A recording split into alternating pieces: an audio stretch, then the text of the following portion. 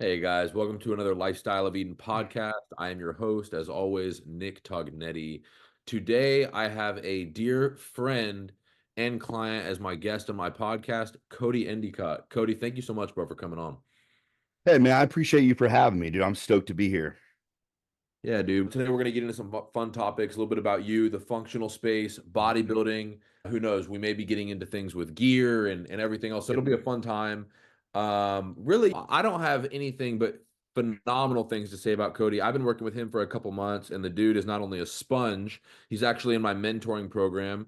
He's not only a sponge in everything that he's learning, but also in applying. He's growing like crazy on top of the very, very successful clientele he already had. And so I want to hear Cody talk about himself for a little bit. He's got a very interesting story, even from military, and I'm sure that has part to do with some of the structures and disciplines he has today with everything else. Cody, give us a little bit of insight. Tell us where you came from. Talk about the military, how you got into bodybuilding, the fitness space, coaching. Give us the whole Yeah. nine, bro. Yeah, absolutely. I'm actually from Spring Hill, Tennessee. I don't know if a lot of people know where that is, but a lot of people know where Nashville is. So I just always tell people I'm from Nashville. It keeps it Yeah. simple. We currently live a little bit outside of Murfreesboro, though. I moved there when I got out of the military, which I'll touch on in just a minute. But what really got me into the gym in general, just growing up, I played sports. I think a lot of us do, or at least most of us in some form or fashion. And sports don't last forever. And you get to a certain point where, especially like high school level, you start working out for sports, right? Like most high school programs have a weightlifting program, or at Sure. least in school or whatever it may be. So that's where that came about. But playing sports growing up, I was always one of the smaller guys because I was held back, or I wasn't held back a year. I should have been. I was actually the youngest in my senior class because my birthday fell in that weird time frame. So I graduated at 17.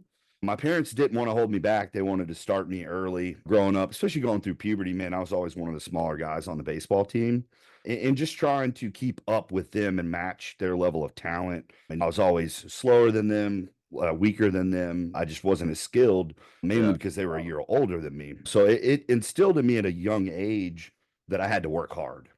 That's Right. good. It's I wasn't just genetically blessed. I have to work hard to get the things that I want. And a lot of that was instilled by baseball coaches growing up. My dad was real hard on me. I love my dad. We have a great relationship now, but I think he instilled it in me in a young age to work hard, right? Like if you want something and you work hard for it, you can make it happen. Mm, So that's where that drive to be better came from and the need for progression. And it really took over whenever I got to high school, right? So I was a 14-year-old freshman and I was the smallest dude on the high school baseball team. And this was the first time that I'd been I'm laughing enrolled. that you keep Yeah, saying baseball yeah, because I would have not guessed that. I would have been like, yeah, okay, he was wrestling, he was yeah, football, he was yeah, something along those lines. But you're like, yeah, yeah, like you saying, hey, Nick, I was on the yeah, badminton team. I'd be like, what? yeah. No, I did not expect that. That's what everybody always says, man. They're like, I cannot see you being a baseball player. But, Dude, I'll show pictures. Like, I was 160 pounds in high school. That was the heaviest I got. I think at one point I might have got up to 170 before season started. But I was always that like skinny kid growing up with just a ripped six pack for no reason. And I yeah, would eat everything I could to try to put on weight. Granted, I got really strong in high school. I did, and I just worked my ass off. Like I always outworked everybody. Day one in the weight room, we had an off-season program, and like as soon as school started, about 2 or 3 weeks in, we started fall conditioning, and I was literally the weakest one there. And I remember feeling so insecure about it and just, oh my gosh, like I'm literally the weakest dude on this team right now. I am not a man. Like I felt really some type of way about it. And I went home and I was just embarrassed in the first week or two of workouts, man. I was honestly embarrassed to go to them because I was just like, man, these dudes are over here lifting all this weight. I'm struggling to lift like the barbell with a maybe a 10 on it, like on bench press. It's crazy. That instilled in me that I wanted to get better. And I actually remember I was 14 and I begged my parents for a weight set for our garage for Christmas. That's what I wanted was a weight set. And they got me a 300-pound weight set. It was a Gold's Gym weight set. Still remember the model and everything. I used the hell yeah. out of that thing every single day in the summer. And I came back my sophomore year and I was out lifting everybody in my class. That was my goal, was to come back and be the strongest, most in shape sophomore. So now I completed that. I was outlifting everybody in my class, anyways. And I was even outlifting some of the older guys that they didn't really put the work in. Nobody does anything over the summer, but I did, right? Like I was really busting my balls over summer because I was like, I don't want to come back to fall conditioning and be in the same position that I was in last year. So I started hammering it out. I came back sophomore year and I actually outran everybody too in all of our conditioning stuff. And then I outlifted everybody as well. And that made me feel some type of way, man. I was like, dude, I worked my butt off and this is what I accomplished over one summer of lifting weights every day in my garage. So it spiraled for me. Do you think that coming from, you had said I was the Yep. youngest, because of that, I was a little bit physically lacking compared to Mhm. my other students and stuff like that around me. And so you had said that instilled hard work from a young age. Do you think it also instilled in you what I like to call the monkey on your back, where even when you get like a great success marker or you hit a goal, you're like, no, I still Yeah. feel crazy behind. I still got to work harder. Yeah. Do you think that you have that drilled in you? Yeah. Absolutely. I think everyone does that. It has that mindset for progression. I was gonna say, dude, I Yeah. just had this conversation with a couple people this morning where we hit a new milestone as of today, Mhm. was really happy about it. And they were like, you need to go celebrate. I said, I feel like I'm constantly behind. And Yeah. sometimes it causes me, it's one thing I'm Yeah. learning right now is where, Cody, people like us, dude, that's such a good, it's the concept of Mm. hormesis. A little bit is good Yep. and then it becomes detrimental because it's like, Yep. hey, we also, that's a good thing because it'll keep us going, but we do need to be able to be like, hey, I'm going to take Mm. the next week really light from work and I want to go celebrate this. I want to go on a Yep. bit. I don't do that well. Yep. And it's because of this mindset thing that we're talking about. I came Yep. from the same concept of like always being behind. Yes. And it's a blessing and a curse. And it's funny you say, I tell people that all the time. I love the way that I am. And it was instilled in me as a young kid, but sometimes it is, you also hate it on the flip side because you get to that goal and you think, okay, this is going to make me feel some type of way about myself and I'm going to feel accomplished and have that moment of awe. And you get there and it doesn't really feel as great as what you thought it was going to. And you Yeah. already have that next goal in mind. And I think I'm guilty of that. Like I'll be working towards one, but then I'm like, okay, but I want to accomplish this too. So it just becomes a constant ladder. There's always that next step that you want to get to. It is a blessing and a curse. It keeps you hungry for more, but I do think sometimes stopping to smell the flowers is good. And that's where my wife comes into play, man. She really keeps me grounded there and just lets me know, like, hey, like you did a really good job here and you need to celebrate this a little bit and feel good about yourself. So I think a lot of people that work hard like we do, that they have that problem. But it keeps you moving in the right direction for sure, because that's what took me through high school. As I came up the ranks and I got to be a senior, and even my junior year, I was the strongest one on the team. And my high school baseball coach, he was really hard on us, but he'll tell you that to this day that I was the most hardworking kid he's ever had. I went from being the weakest guy to the strongest guy, and it's just all from me putting in work, man. And it just bled over into what I'm doing now after baseball. It's just sports end for everybody at some point, and even bodybuilding is going to end for me at some point. But bodybuilding transitioned after baseball. I think the older I get, the more I realize I loved playing baseball and I enjoy those memories and I wouldn't trade it for anything. But I think once you get to a certain point of age, you start to realize that a lot of the passions that you had whenever you were younger were more like placed on you by your parents. Right. Yeah. It's, Yeah. I wonder if I would have picked it up had it not been handed to me. I picked up bodybuilding. That was a choice. And that was the only hobby I've ever had that I enjoyed and that I picked up and that I have dove into. And I've Right. wanted to be the best that I can be at it. And that transitioned once I finished college baseball. Yeah, I played a semester, wasn't happy at the school, wasn't really happy with the program. So I ended up dropping out. And then I just really enjoyed around 16 years old. I got into more bodybuilding training. That was my junior year of high school. And then it transitioned into that after. And I actually did my first bodybuilding prep after I dropped out of school. Dude, so you didn't just drop out of baseball, you dropped out of school completely right there. So I finished the semester at the school because classes were already paid for, and I didn't want to just. I was already like halfway through or more. I think I was like three quarters of the way through the semester, so I finished, and then I came back home. I moved back in with my parents, and I went to school there at a community college. I finished that semester, and then the next one I ended up dropping out. I dropped out on my third semester of college.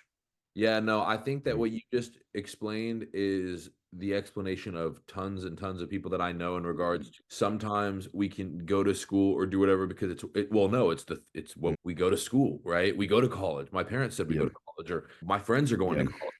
But Mhm.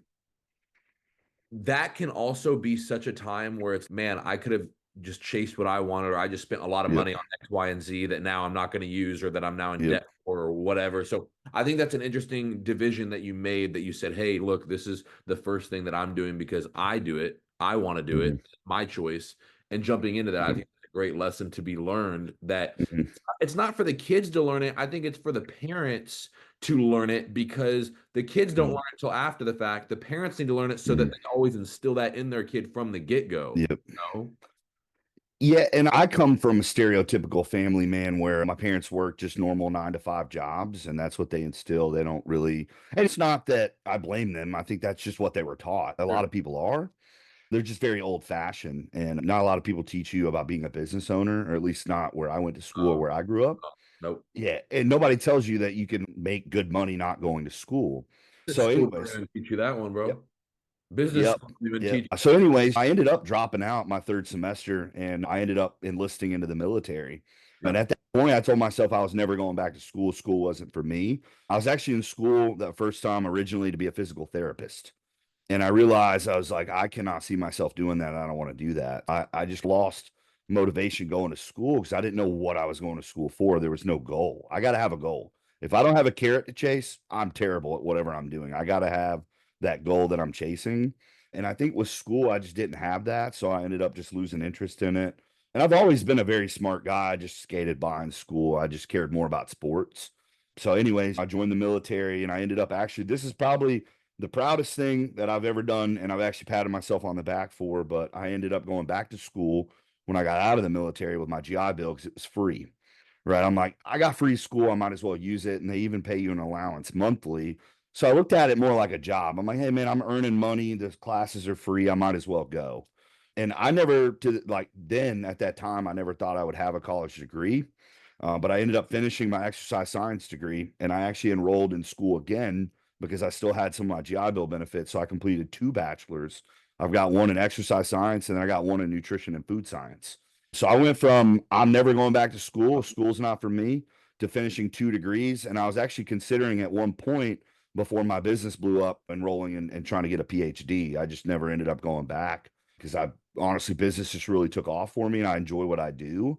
And at the end of the day, like I think school's great. I think school teaches you how to think for yourself, but like you can make money without a degree necessarily. And I know a lot of people that have doctorate degrees that aren't very smart, in my opinion. Like they learn how to receive information and take tests, but they don't know how to think for themselves. And I think that's big. Obviously, we talk about it all the time in the medical industry. I think doctors, they went to medical school and then after that, they stopped learning and they haven't learned anything since. So, Yeah. So now, obviously, your business has been very, and actually, just real quick, just to piggyback mm, on that, is on one with doctors, yeah. what they learn when they're in school. Even the MD in my practice, one of the reasons he got my cell phone number when we met one day was because I was sharing with him a certain medication and how Hmm. for autophagy. And when he heard this medication, he freaked out and he goes, "Wait, Mm, sirolimus?" And because mm, rapamycin, the medical name is a lot of times sirolimus. So mm, I said rapamycin. He goes, "I don't know what that is." I go, "Sirolimus." He goes, "Oh yeah, I know what that is." And I started telling him, and he goes, "Nick, are you serious? Why are you using that? You don't play with that." He goes, "Nick, I use that in surgeries because it's an anti-transplant rejection mm, drug." So you give yeah. rapamycin when you're doing like a kidney transplant because the immune system, when you put the new kidney in there, the immune system's going to go haywire and say, "This is not our kidney." And so you Mm, give it this medication to suppress the immune system. It's immunosuppressant. But I was telling him how that's crazy doses. When you do it mm, at 6 mgs once a week or something, or 3 mgs a day, I said mm, it induces autophagy. And so he said, I have to look into this. He had no idea, right? mm, So he looks into it. We met the next week, got coffee, and that's when I signed him on and everything. He said, mm, "Nick, I read a whole book over what you had shared with me this weekend." He goes, "I went to school in 99." He goes, and in mm, 90 and 99, he said, "We didn't learn this back then." So yep. in other words, what he was saying is, hey, they haven't taught us Mm, new things as of the last 7 years, because that's when yep. rap has been really big the last 5 to 7 years. Yep. So to just piggyback on your thought process there, that's Mm, but yeah. I just had an interesting thought, and I wrote it down because I was like, man, I want to get to that Mm, in a second. yeah. That I want to jump on from something you said, but I want to hear now. So obviously, you're prep coaching, you're doing Mm, transformations. I see your clients. I've seen pictures of you on stage and that and mm, the other. So you've obviously done very well in bodybuilding, not only in the literal Mhm. sport, but also as a coach. My question becomes, how did you start to find the, let's Mhm. just light at the end of the tunnel in regards to the functional space? Like where was that Yeah. turn? Because coming from the bodybuilding Yeah. world, I was deep in it. You've seen some of my Mhm. back in the day, and I was groomed in it with my uncle being a very top bodybuilder back in the day.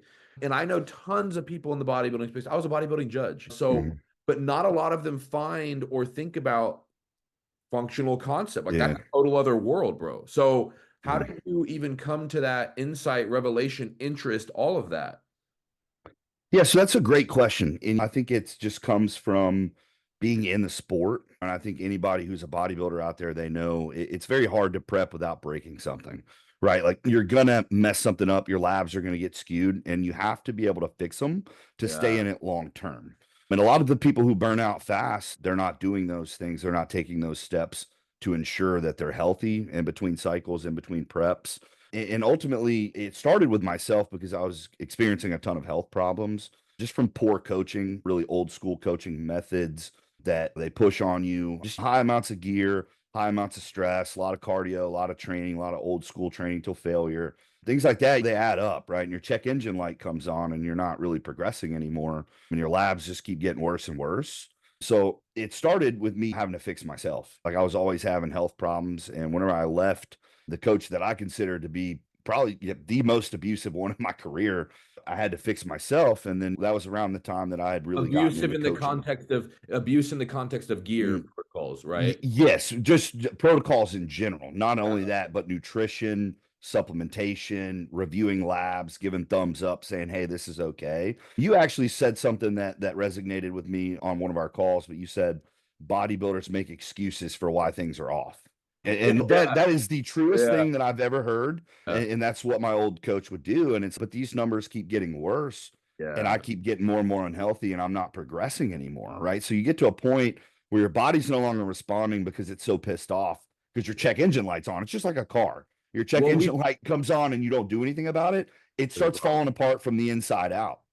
We had exact 100%, dude. And Yeah. the problem is, and it happens not just in bodybuilding, it's in the United States, is that when there is a problem that becomes super normal, Mm-hmm. we go, oh, normal, it's okay. It's Yeah. normal. It happens all the time. No. Normal is also to be diabetic. That's not okay. So Yeah. it's like in bodybuilding, it's hey, it's normal that this girl has not had a period for 9 months. Yeah. Normal in Yeah. bodybuilding, not okay. You know what I Yeah. mean? The Yep. kidney issue or the liver being at 150 on AST or Yep. ALT. Is that normal? It is normal, but it's not okay. But we're like, no, it's fine. It just happens when you're on gear. Yeah, it Yeah. also happens when you're drinking alcohol every day. It's not, if it was drinking alcohol, you would Yeah. say this is the problem. So it's recognizing that in life, Yeah. bodybuilding or just in life, normalcy Mm-hmm. does not mean optimal and accept or Mm-hmm. like what we should be accepting. Yeah. I think that you Yeah. came to that pretty hard and I think that's Yeah. awesome. Yeah, and people write it off, right? And that it was being written off for me, my wife included. And I see it a lot. It's live and well around here. And I get people in all the time that obviously I enjoy what I do, but I have to fix them. And I got to a point where I just wanted to continue to educate myself. And I originally reached out to Nick because I wanted to learn more about gut health, because that's one of the things that people do not know anything about around here. I would argue I'm the only one that knows how to read a GI map in my area, which is Yeah. awesome. It sets me above the curve. Those things aren't being taken into consideration.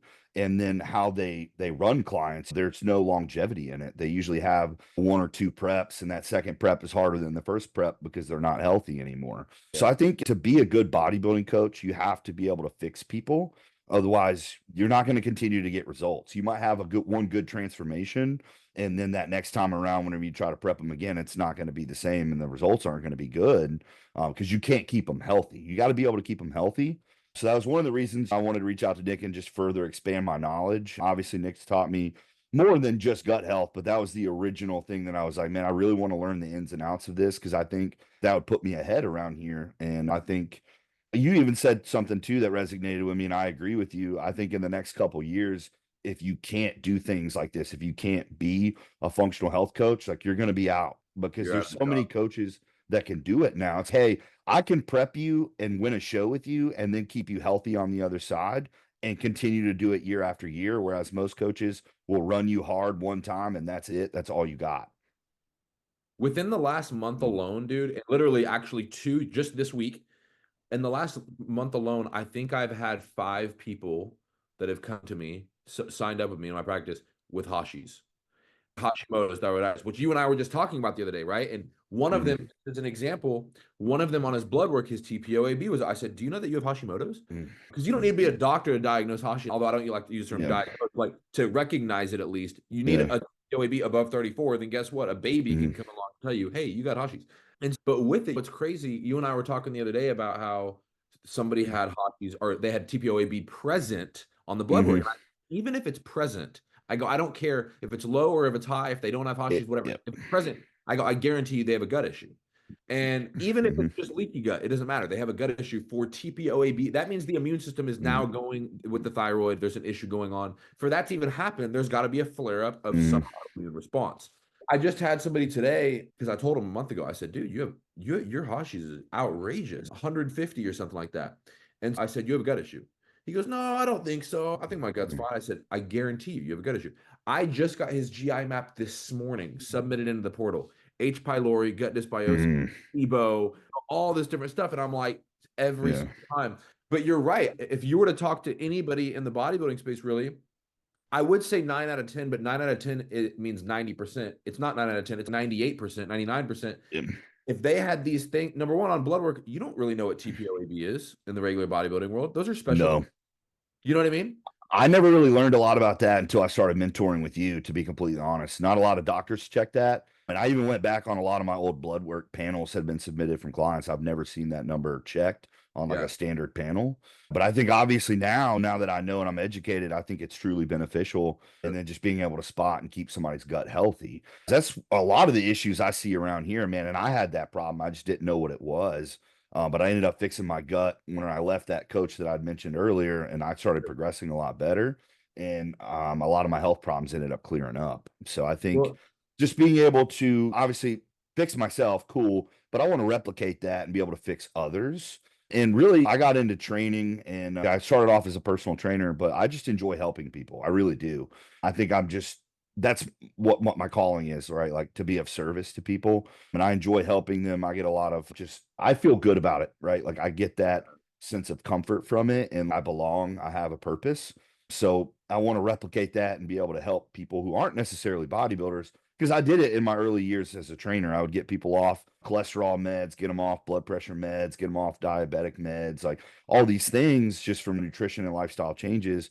But I want to be able to solve like more advanced cases and be able to, because I know like in my younger years, I wasn't obviously as educated as I am now. And I had a lot of people who weren't responding, weight loss resistance. It's okay. Now I'm fully educated and I can tackle those cases. So I want to be able to solve anything that comes across my desk. That's why I'm here expanding my knowledge. yeah, and one of the things with Cody too is, like I said, Cody's a sponge. He's very similar to me in regards to just being like, we'll talk about a subject, or I'll give you a book to Mhm. read and say, hey, study this book for right now, or Yeah. here's what we're going to go over: autoimmune disease today, or thyroid, or we're going to learn how to read labs, or whatever. And then I say, hey, Cody, after you learn this, what I want you to do is I want you to pull out your Mhm. phone and go share it on your stories. And now I pull up Mhm. my Instagram and I Yeah. got you just sharing all these stories, Yeah. and I'm like, quick learner, quick implementer, and Mhm.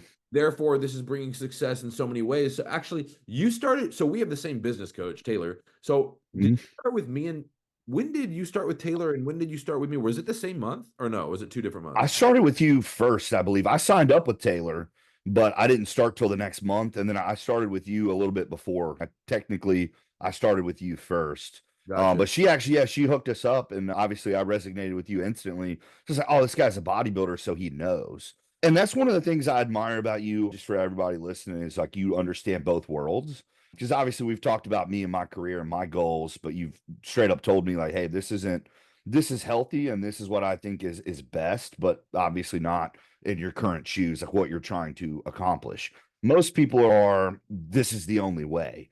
And I understand bodybuilding is a very like small niche thing and not a lot of people want to do it, but I do want to at least achieve a pro status before I hang it up. And then Yeah, obviously, yeah, I would love to switch over and be more functional, but I'm as functional as I can get while trying to absolutely. pursue my goals. You know what I mean? No, and the biggest thing is that you're very aware. A lot of them Mhm.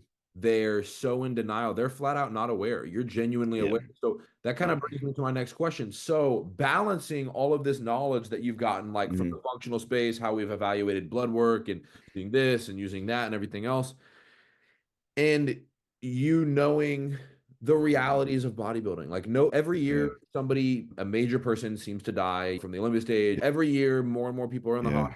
hospital. I used to be in the hospital for kidney and liver stuff back when I was doing Mr. Texas and all that, and Mhm. blah blah blah. Now that you know everything you know about functional and longevity, and okay, the reality is I can't make an excuse for bodybuilding more, but I can just simply say I love it. I do Yeah. it, but hey, there are certain aspects that are not healthy. How has it changed your perspective on either what you're thinking about doing or how you're actually applying things with gear Mhm. protocol and different Mhm. pushing with girls? Obviously, you have to get a woman so lean for certain divisions that generally they're Yeah.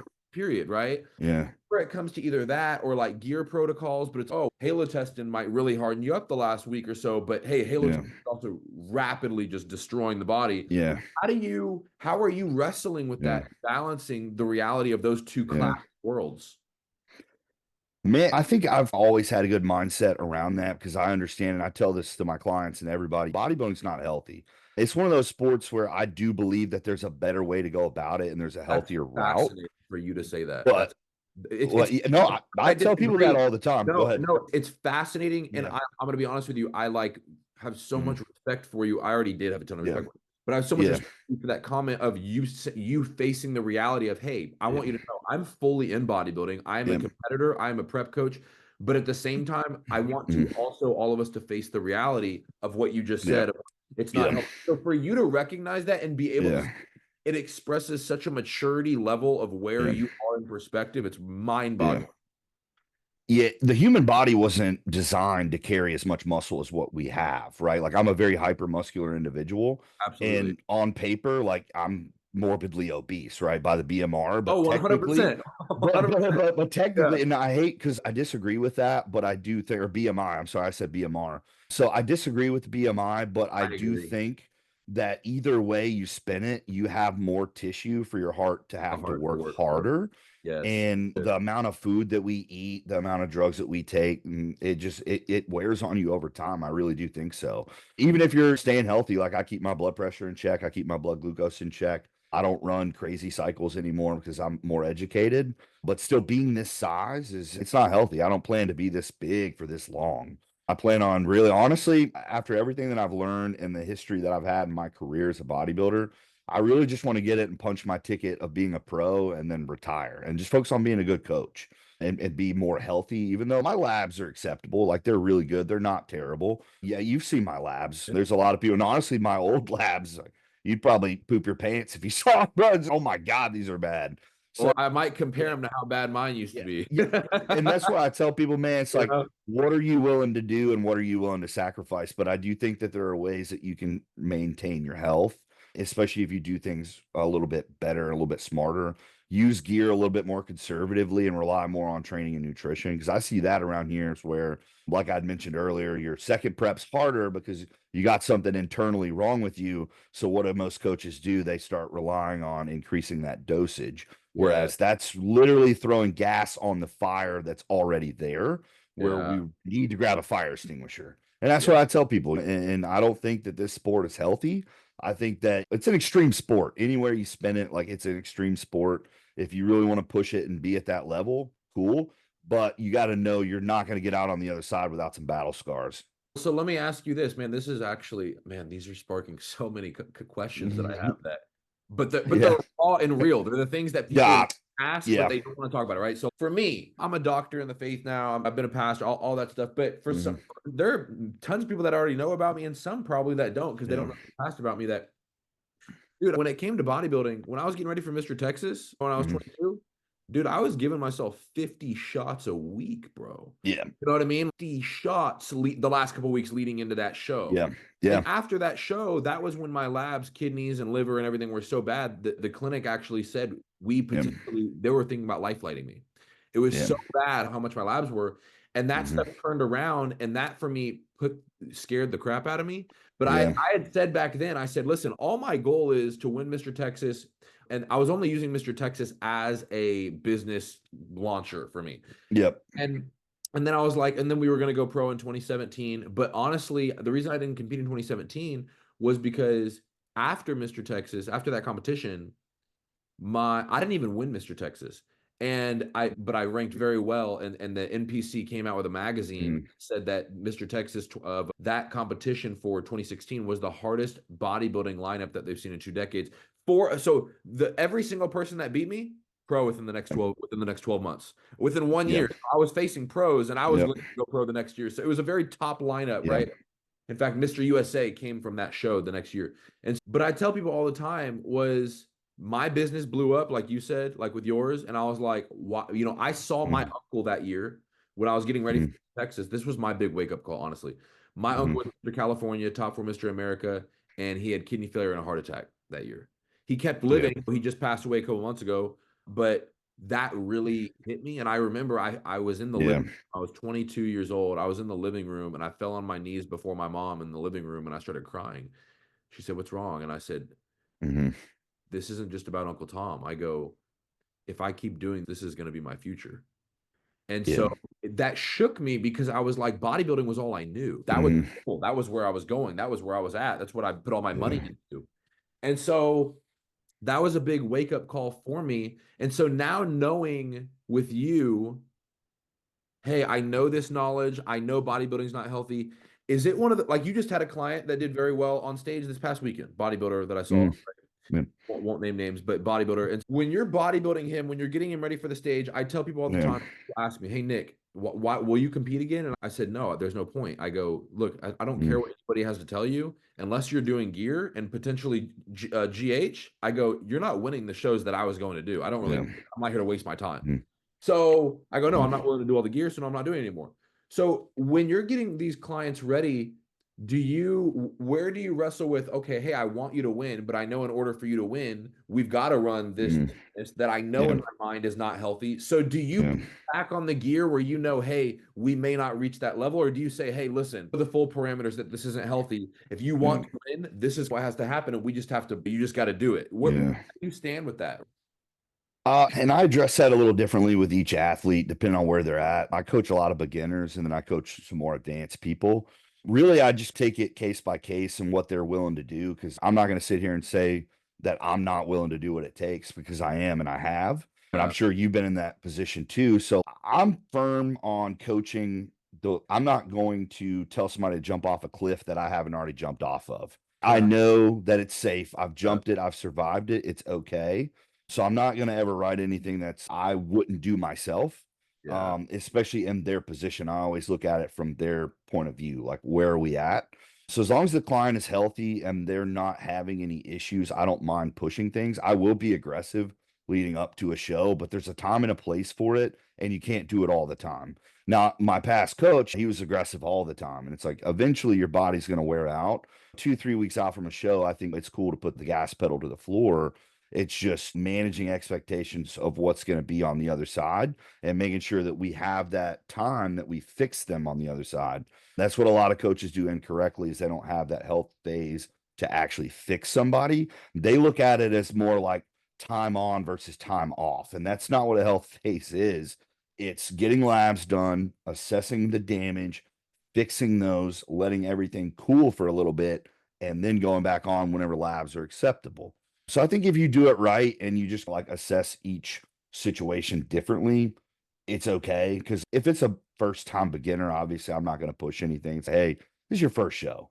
If it's somebody who's trying to get a pro card or they're trying to win an overall, like win Mr. Texas, and they have experience in the game, they understand, they know, I think it's cool to push. And I saw a quote the other day actually about coaching. It's just a little bit different, but I think it's very relative to what we're talking about. But it's I would never blame my boxing coach for head trauma because getting in a ring, you're going to get punched in the face. Yeah. Bodybuilding, as long as I prepare them and I let them know, hey, bro, this is not a healthy sport. Like we can have issues on the other side, and they want to do it, they want to push for it.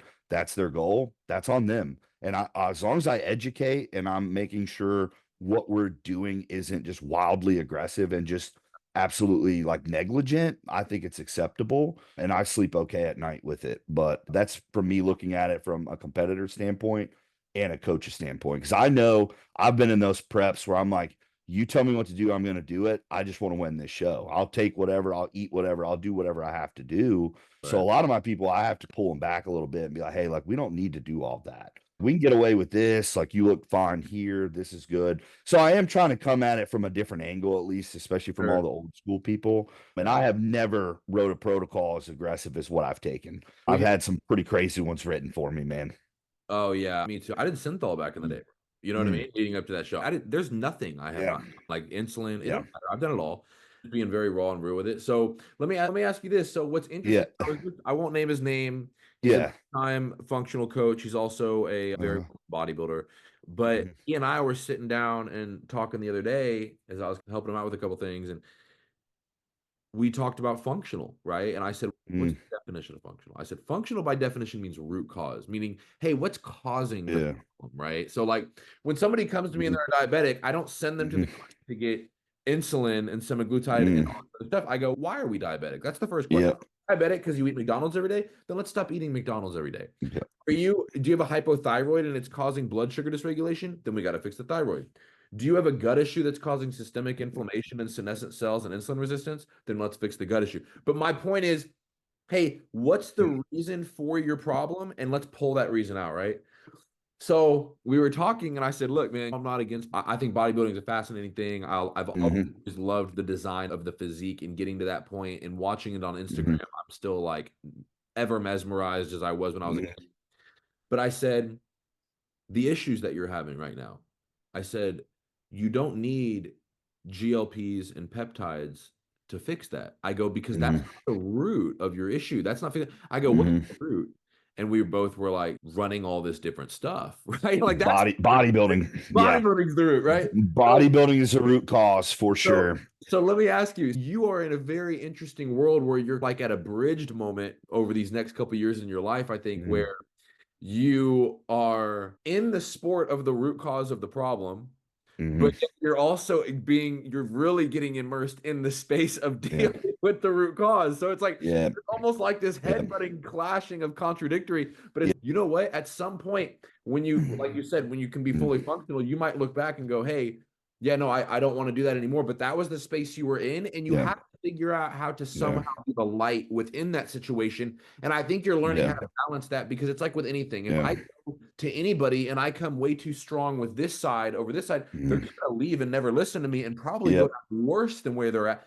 But Yep. if I come in their situation, hear Yep. them out, share with them in the situation, and somehow be able to slowly lead the way over here to where in 5 years they might Yep. be totally out of gear and be done with all of that. And they might be only getting prescriptions from their clinic.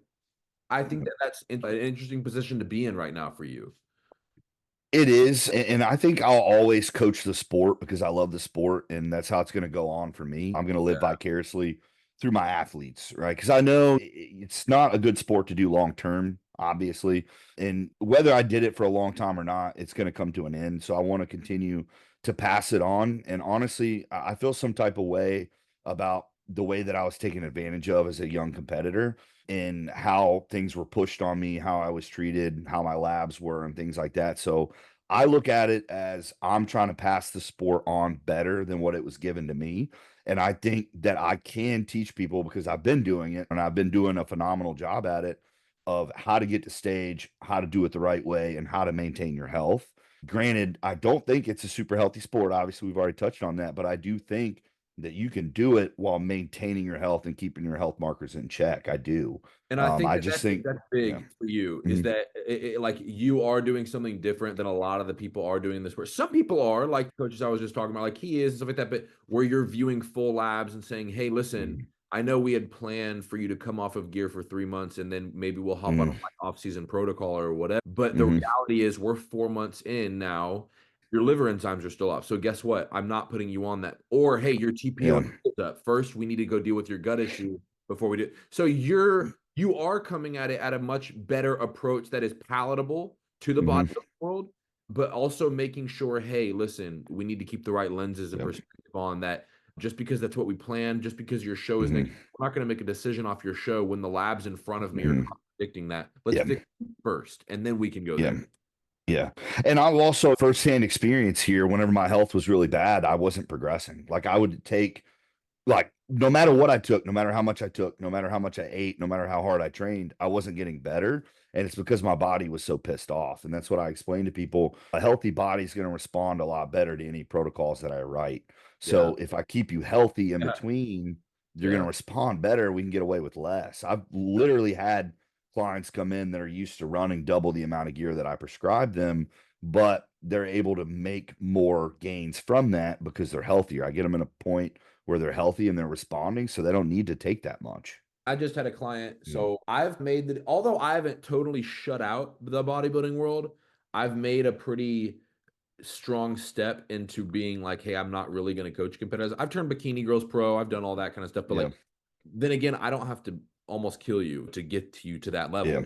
And so I'm Mm. in a wrestling match where I don't want to shut everybody out because I do want to be the light within that ability. Yeah. But I have a client right now who came to me. Actually, I just posted his little thing on my story last night because his update to me was, Nick, I'm on week 5 of the 5R. I'm feeling tremendously better because Mm-hmm. the week before he started with, or the week he started with me, Mm-hmm. before I was able to actually officially start with him, he was admitted into the hospital because of these gut Mm-hmm. issues so bad. And they didn't fix it. They didn't know what it was. Whenever I start with him, obviously I figure it out through a GI map, write the protocol, 5 weeks, he's feeling like a rock star. But he was running crazy amounts of gear. He's having Yep. crazy amounts of side effects. You're sick. You can't do this. You can't. Mm-hmm. Why are we running gear and adding inflammation? Yeah. Major CRP gut issue that has hospital. Mm-hmm. Like, what are we doing here? So I took him off everything, and he just asked me last week.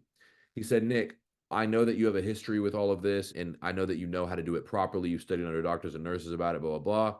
He goes, I do want you to walk me through it and this, that, and the other. I said, yeah, we can talk about that after. But I go, dude, right now you're still going through a 5R. And he goes, I want to start some stuff. And I said, you're not starting stuff under me. I don't care right now. You're on a Yeah. 5R protocol, bro. This isn't a question. He says, when can we do Yeah. that? And I said, very simply. I told him a long message. He also looks up to me spiritually, so like I can be hard on him a little bit with some things. Mm-hmm. And I sent him this long message. I said, listen, dude, I go, I have your best interest at heart, and I'm letting you know you are a little bit blinded by the fact that you want these results and like this epitome of physical mind, that you're not seeing the reality that you have a major gut health issue. Your blood markers were horrendous, and we have so much inflammation that your face is the size of 2 basketballs.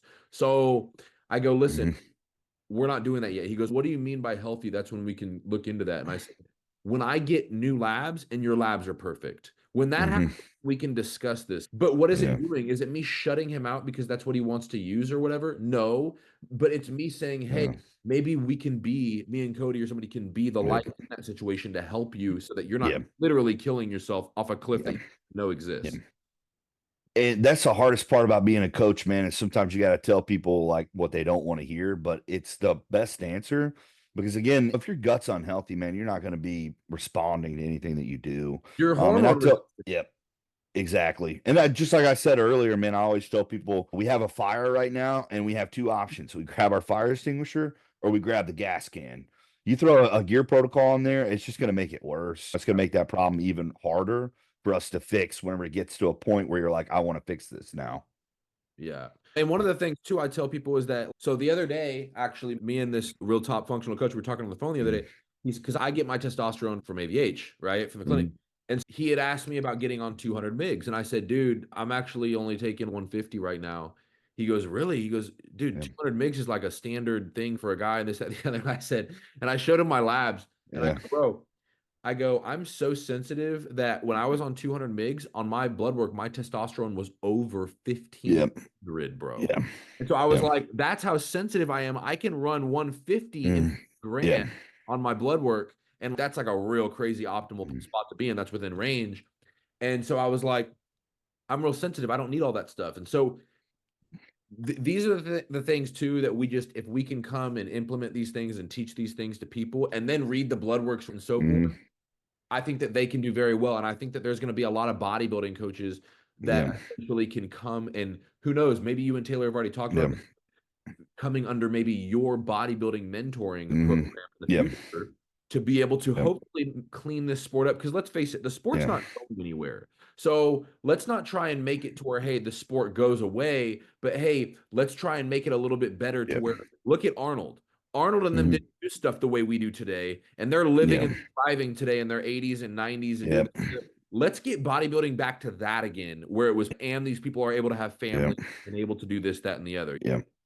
I agree, and they just really started to push because people want to win. Like you get in that prep, and you get hyper fixated on winning, and everything else you put off to the side. Especially whenever you're young, you're in your younger 20s. You're not thinking about your health. You're just like, what do I got to take to win this show? And I think it just sucks that there's coaches out there that don't set athletes up for success long term. So that's ultimately why me and my wife coach the way that we do, is we want to clean up the sport around here.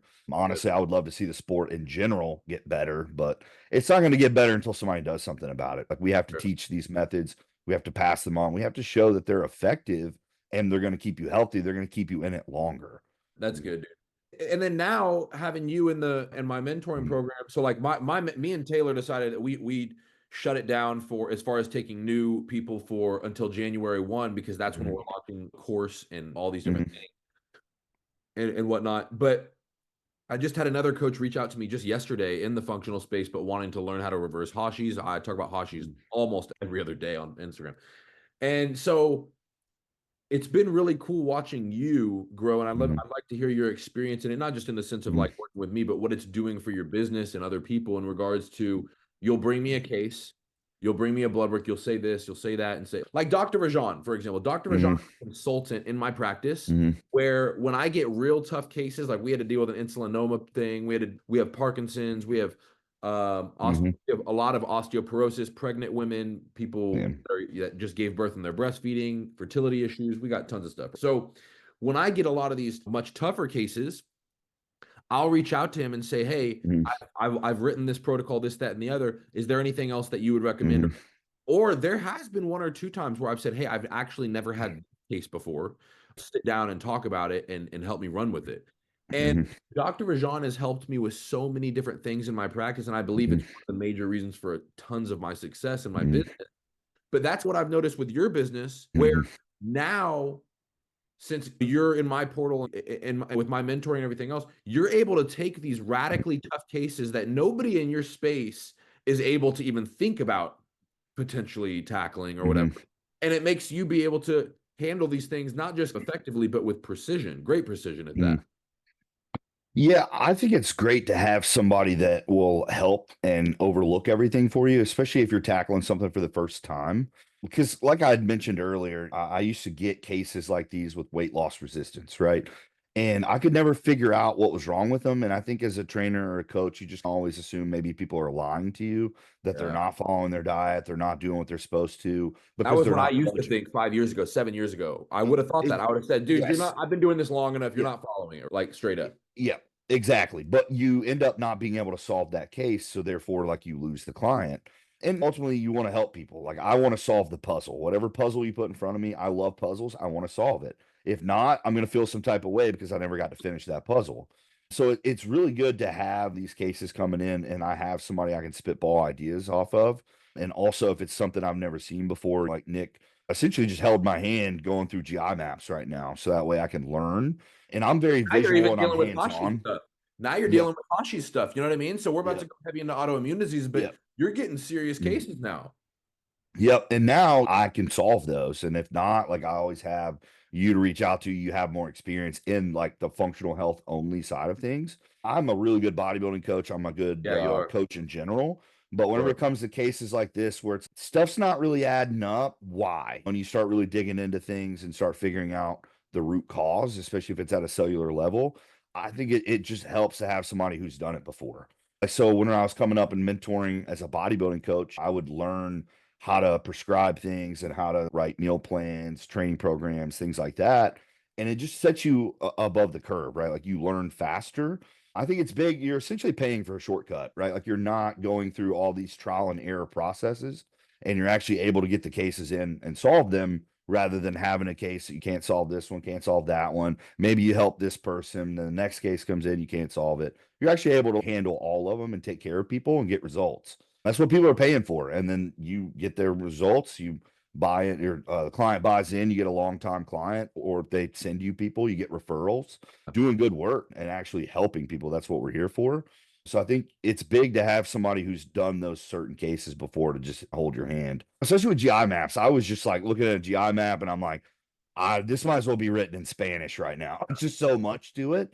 And I felt really overwhelmed. You were able to just walk me through it. Hell, you're still walking me through them, just like double checking my work, right? Like it's like a math tutor, right? Absolutely. Like you might know how to do it, but you're like, oh man, I don't know if I did this right. So math tutors looking over your shoulder, like, oh no, like this is perfect. You did a good job. And Yep. sometimes that pat on the back and that reassurance of, hey, like this is good, that means the world. It's okay, all right, I'm in the right spot. Like I'm not second guessing. I know that I'm going to be able to help this person. Yeah, and one thing that you do really pretty well, one thing I always teach in ministry, like I just taught it last week. I said, "Hey guys, listen, I do not want you to watch this recording of my teaching until you've watched it. I want you to watch it and study it until you can explain it to a child 7 different Yep. ways." Yep. And because that's when you know the information, when you can break Yep. it down that simply to a child Yep. and explain it from 5 different directions. And Yep. so that's why for me, I can just share it all. But one of the things that I've been loving is on you on your social media, especially on your stories, which is where I think every entrepreneur should be 7 to 10 times a day, is Mm. you are talking about a lot of these things that we discuss in private, and you're doing it in the car while you're driving, which means you're not looking at notes. You're doing it more casually. You're doing it's just coming. You are genuinely learning this stuff. It's not just Mhm. repeated or Mhm. repetitive thing that you're getting and then quoting because you heard this person say it. You're going and reading these books. You're studying this. You're getting your own revelation. You're connecting your own dots. Mhm. And then now, as you do that, you get to really step into what's called my mentor taught me this phrase, the art of coaching, where, hey, this is Mhm. how Nick does it. Nick has the science to prove it and the evidence-based client healings to Mhm. also prove it. Mhm. This is what this is the way I want to do it Yep. because this is also working really well for me. And that's the art of coaching. But usually Yep. that break off and formulation of your own stuff, it takes time to get there to make your own stuff. But until then, use the protocols that you have. This works, this, that, and the other. But I'm Mhm. starting to see you step into that ability to Yep. explain an art of coaching and and the Yep. functional space. Obviously, you've been doing that in the bodybuilding space for a long time. But in the Yep. functional space, so that's really cool to see and develop. And then obviously Yep. you just get dozens and dozens of clients out of the Mhm. works in the last couple of months and everything else. So Mhm. it's pretty sweet, dude. I love it. I think the biggest thing to note here too is knowledge is power, is what they always say, but I think application of knowledge is more powerful, right? Yep. If you don't know how to apply what you're learning, it's not really going to help you much. So having a mentor, again, just look over your shoulder and help you out along the way, it really does make a difference, Yeah. especially again, if it's a case you've never learned about. But that's what I love. You always give me material to learn, and I just go and study, and you're always challenging me to level up too. Yep. Yeah. No, dude. I don't even have to challenge it. That's your style. That's why we get. Absolutely. Yeah. But no, man, this has been awesome. And honestly, like I said, Mhm. I actually did not plan. I had nothing written down to go into anything when Mhm. it comes to gear or any of that stuff. Yeah. But I was like, no, dude, Yeah. I want to take advantage of this because this is such Yeah. a, for one, you're like me, you're very raw. Okay, this is what's in my mind here. I'm going to give it to you. Yep. But number two, let's face it, dude, it's such a topic. It's such a needed, Mhm. understood topic. And it's cool to be able to have two people that have Mhm. both worlds are in both worlds, do whatever, blah, blah, blah, Yep. to be able to really share. And hopefully this can really start to help people. So this actually, I knew it Mhm. was going to be a great podcast, but to be Yeah. honest, having Yeah. this has actually been way exceeding of my Mhm. expectations. I loved it. That's awesome, man. If you want me back, I would love to be back for sure. I've definitely had a good Absolutely. time, man. Absolutely. Next time you come back, man, I know we're gonna have some crazy cases to talk about that you're getting and everything else, bro. Yeah. Man. Yeah. Well, thank you so much, Cody. And God willing, I look forward to meeting your wife. I know she's a rock star in the Mhm. fitness space Mhm. as well with everything else. So, man, Mhm. thank you so much for coming on. And God willing, I'll Mhm. have you again soon. And for all the viewers, I'll have Cody's information as far as his Mhm. Instagram and everything else Mhm. in the space below where you can just get all of his stuff. If you want to go give him a follow, check out Evolution Fitness, which is his Mhm. business, and just give him a follow, reach out to him, connect with him. Get with them if you're Mhm. needing help on certain things, everything else, or just use them as a mentor simply in the space to give you some feedback and Mhm. direction for whatever you need. But stay tuned for the next episode. We'll see you next time.